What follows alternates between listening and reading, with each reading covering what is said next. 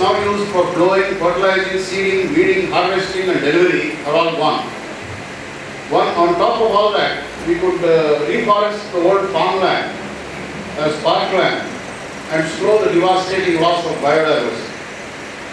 How does it work? Nutrition is hydroponically or aeroponically delivered. Plants need sunlight, so vertical farms are designed for maximum shine. Parabolic mirrors bounce light around the building's interior, while the exterior is skinned with ethylene tetrafluoroethylene, a revolutionary polymer that is extremely light, nearly bulletproof, self-cleaning, and as transparent as water. Glow lights are also used both at night and during cloudy conditions, and the electricity needed could be generated by capturing the energy we now flush down our toilets. Desponia says New York alone is shitting away 900 kilowatts of electricity each year. More importantly, look at the distance food travels. The average American foodstuff now travels 2,500 kilometers before being consumed. The typical US meal contains 5 ingredients grown in other countries. Dinner in Los Angeles would easily include beef from Chile, rice from Thailand, olives from Italy, mushrooms from New Zealand, and wine from Australia. As 70% of the foodstuff final retail price comes from transportation, storage and handling, these distances add up quickly. Vertical farms change all this. The technology is not futuristic. There are many pilot projects already in the US and Japan, and senior citizens are employed to tend the plants. I am told even the Indian Institute of Science in Bangalore has one. Senior citizens can be used to water the plants, like me, and I will soon be a senior citizen. Now, vertical farms have the potential to produce food using 80% less land, 90% less water, 100% fewer pesticides, and nearly zero transportation costs. Integrate a few emerging technologies: aquaponics for closed-loop protein production, robotic crop harvesting to lower labor costs, artificial intelligence systems attached to biosensors for better environmental regulation, the continued development of biomass energy systems so that parts of the plant that are not eaten can be recycled as fuel, the betterment and continued integration of waste recycling systems to further close the loop and drop energy costs, and we end up with gold standard of sustainable agriculture. An entirely local food production and distribution system with no waste, zero environmental impact, and scalable potential to feed the world. We still have a problem. Apart from crop production, much of the world eat meat. Meat is the preferred choice. As people rise out of poverty, their taste for meat rises too. Between 1990 and 2002, China's level of carnivorous consumption has doubled. This pattern is seen emerging globally. Aquaculture and in vitro meat appear to be the two solutions to meet the needs. We are familiar with aquaculture, but it would require scaling up and other issues required to be addressed. Cultured meat or in vitro meat is grown from stem cells. The process was pioneered by NASA in the late 1990s. By the year 2008, large-scale cultured meat production was promoted. Meat grown in giant tanks known as bioreactors could be cost competitive with European beef prices. It is estimated that it would be 10 years hence that this technology may come to the market. We don't know, sooner possibly. The three technologies mentioned have world-feeding potential. While aquaculture is here today, the ghee industry is dominated by three seeds: cotton, soybean and corn.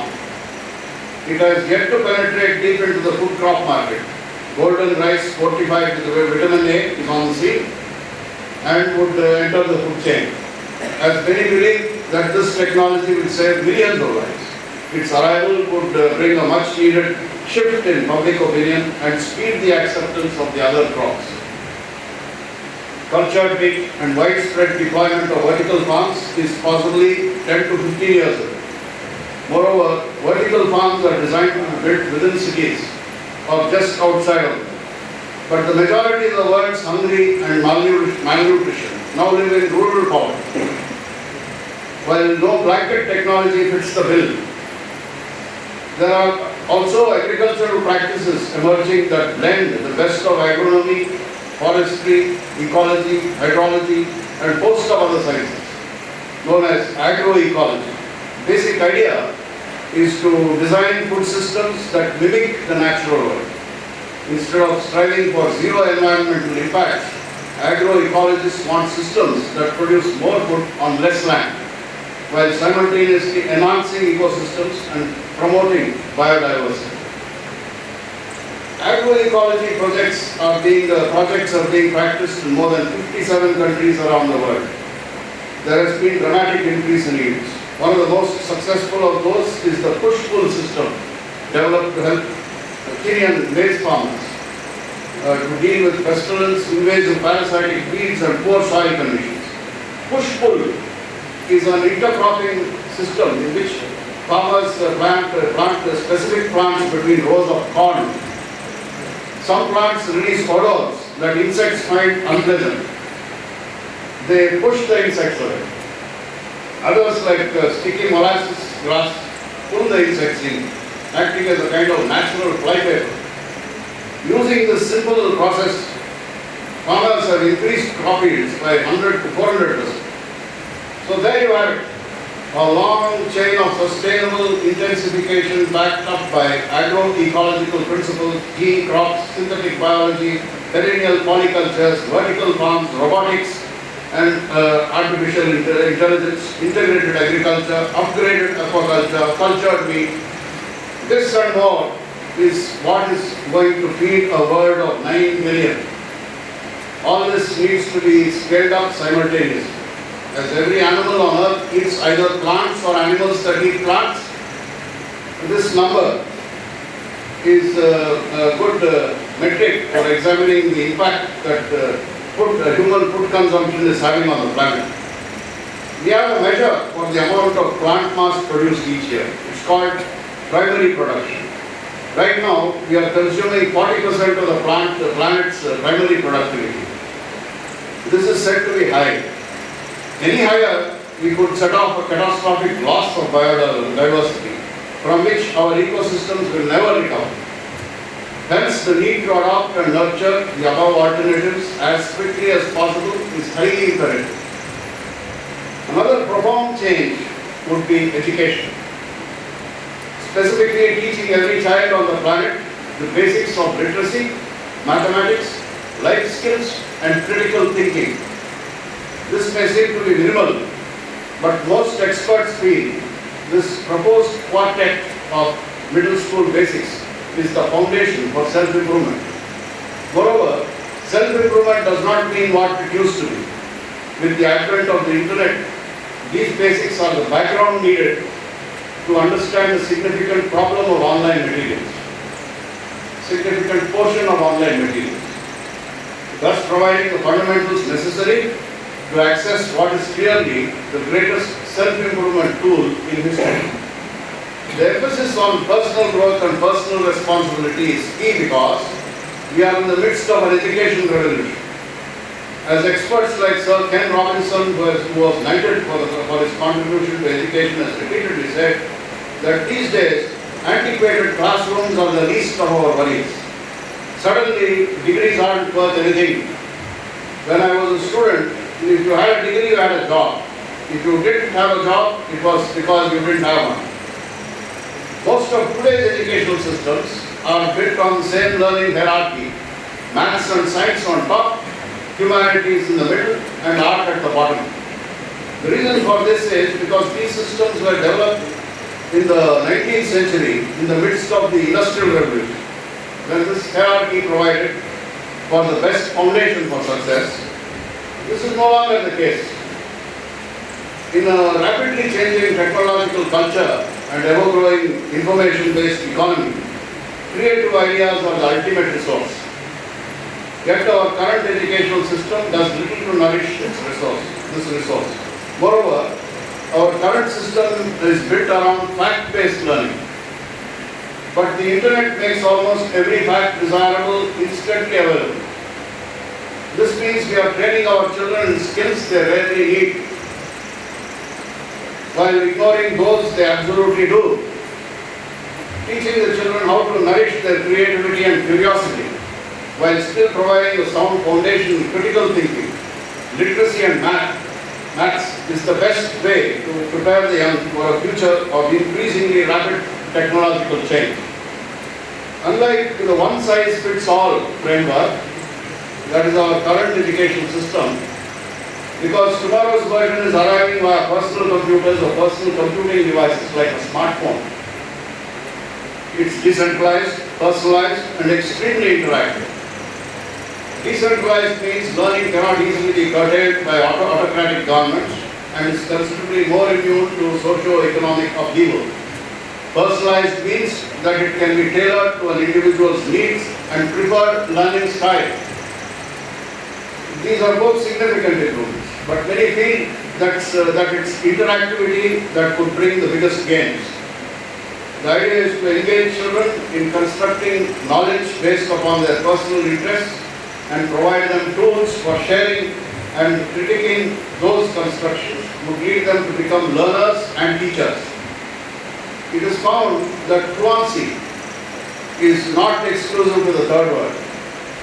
On average, only 2/3 of American public school students finish high school, which is the lowest graduation rate in the industrialized world. It was assumed that the students dropped out because they could not cope with the work. But a national survey of 500 dropouts indicated that half of them had left school because they found classes boring and not relevant to their lives or career aspirations. The majority felt that schools did not motivate them to work hard. When we think of educational abundance, quality and quality concerns surface. For quality, what kind of learning system teaches children to ask the right questions? That system needs to be able to teach the 3 R's: reading, writing, and arithmetic. Because even in this digital age, these basics are still critical. The quality issue is that we are short of good teachers, let alone infrastructure. Schools don't even exist in many places. So even if we figure out what to teach, the question of reaching the children on a global scale remains perplexing. And to boot, there is a third concern. In this media-rich environment, with the internet, video games and TV channels, the competition for our children's attention has become ruthless.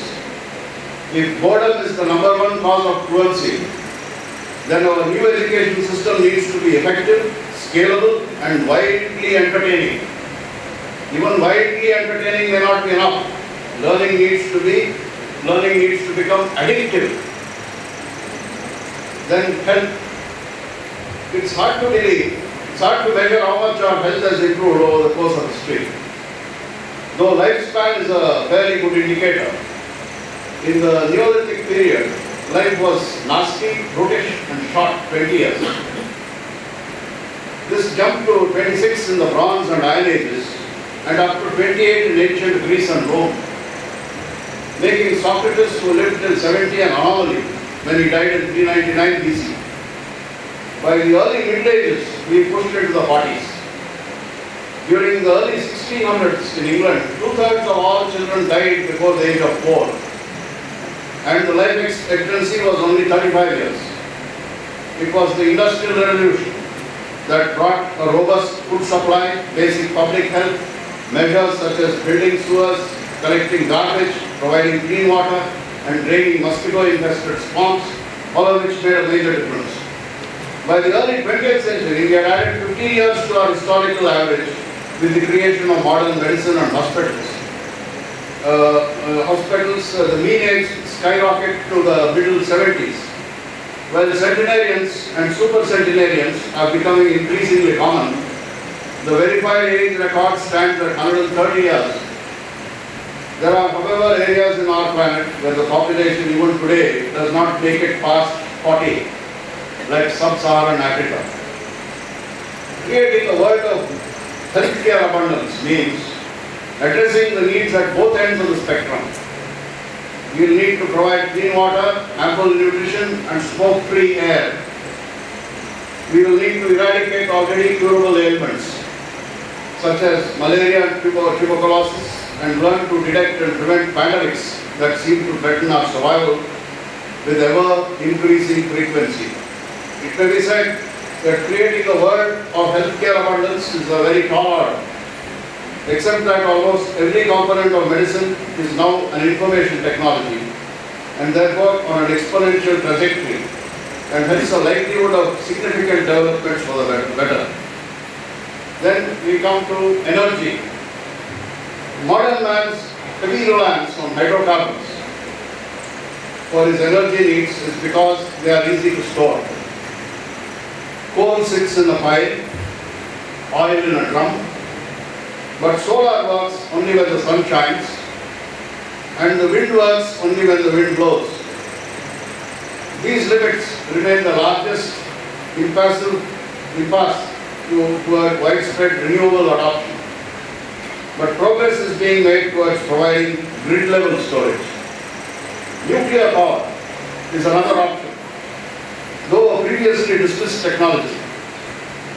After the 3 Mile Island and the Chernobyl incident and other mishaps, but over the last 4 decades, there have been developments.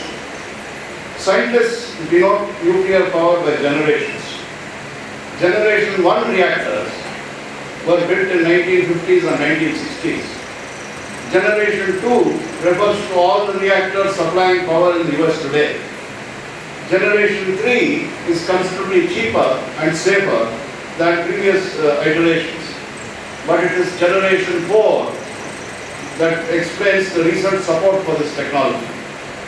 The reason is, this 4th generation technology was developed to solve all the problems long associated with nuclear power, such as safety, cost, efficiency, waste, uranium scarcity, and even the threat of terrorism. Generation 4 is of 2 kinds. The first are fast reactors, which burn at higher temperatures because the neutrons inside bounce around at a faster rate than in traditional light water reactors.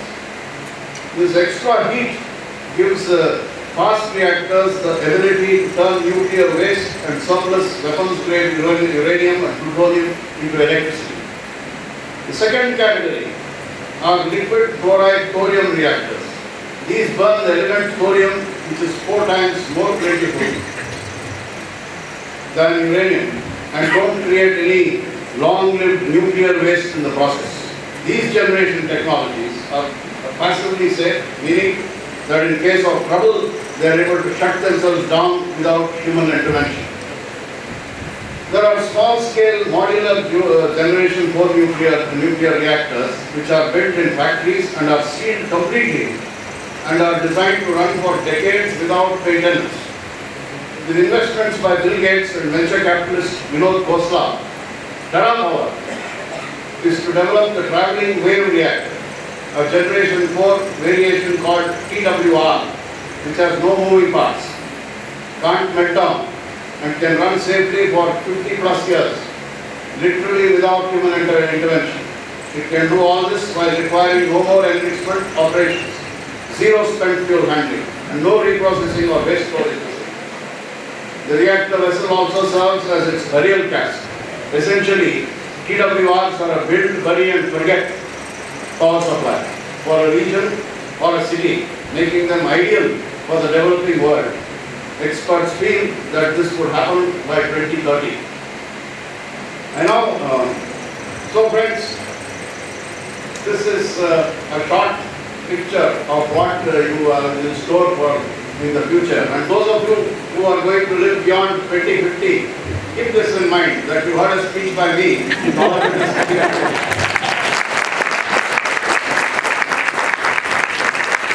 Ladies ladies and gentlemen, I would just like to share how this life and law came in this card. We have been going to Sir's chamber on and off for confirmation, clarification, confirmation. Then finally when we went, my president C.S. Patil sir, that sir has given this topic. But